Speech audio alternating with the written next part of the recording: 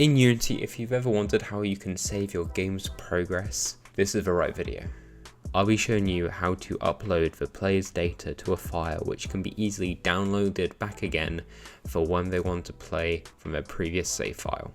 Starting at the game manager script, it might seem like there's a lot of stuff, but we'll break it down. So we have here a reference to the player controller. This is so we can give them the data they need to play and then also get the data back from them when we want to upload it to a file. Here's a string variable and it's just the name of a file location, and that's something we're going to be using for when we want to upload and download from that said file. If the file location the code wants to try and access can't be, then here's a default player health and player location, which is just a margin of safety to fall back onto if this can't be accessed.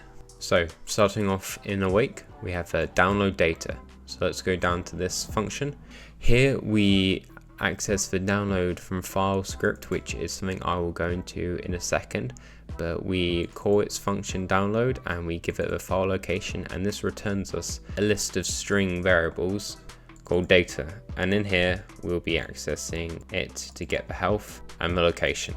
The reason for the if statements is just in case the file is actually missing some data. Right here we're saying the first element will be its health. If it has less than 1, we'll use the default. And then when we get to here, it needs to have at least 4 items, because the first one will be the health, and then the next 3 will be the X, Y, and Z for the location. And if there is not enough elements, then we'll just use, like with the health, the default location.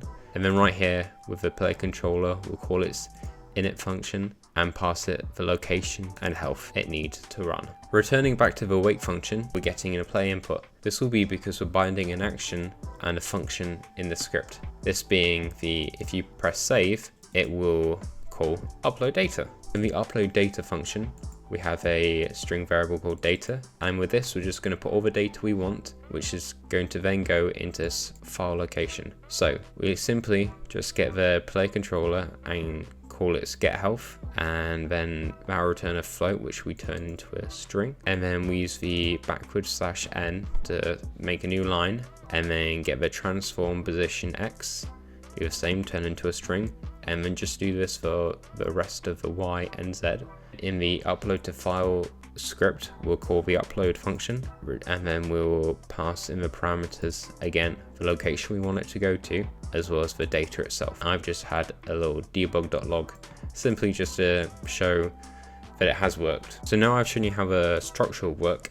Let's go and show you how the actual download and upload scripts. So in the download from file script, we need these 2 libraries, and then in the function we're calling, as I stated, we'll be getting past a string file location. This is just a quick way to make sure that it actually is a file which exists, but if it can be found, then all this line does is it reads all the lines from this location, and each line will be an element in this list, file lines, and then it will return it.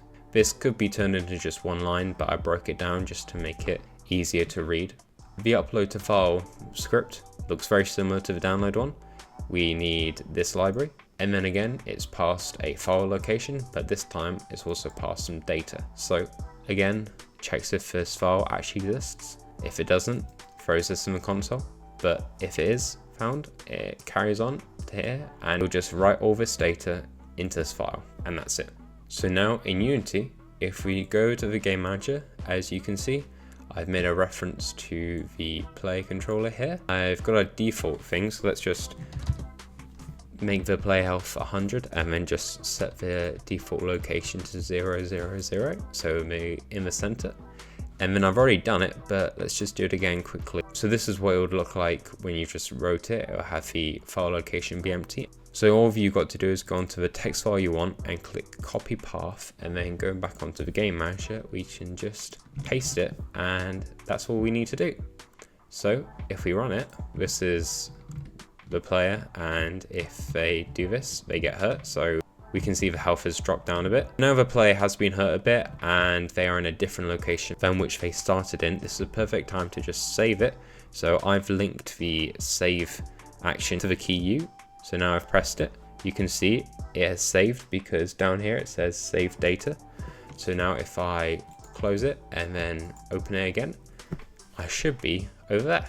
So now, yep, the health is lowered and the player is now over here. Now you can see if I open this save data, it is simply a text file and it has saved the health as well as the X, Y, and Z coordinates. What I have done can be probably optimized, especially how the data is presented in the file. In real games, you're going to want to have all that data encrypted so users can't just go in and easily see what is what and change it for their own benefit. But there's something for you to explore and just have fun and see what you can do. I hope this video has shown you how easy it can be to implement saving a player's data to a file and then just accessing it when needed. Thank you for watching. Please consider liking the video and subscribing to my channel if you want to see more content on Unity. Goodbye.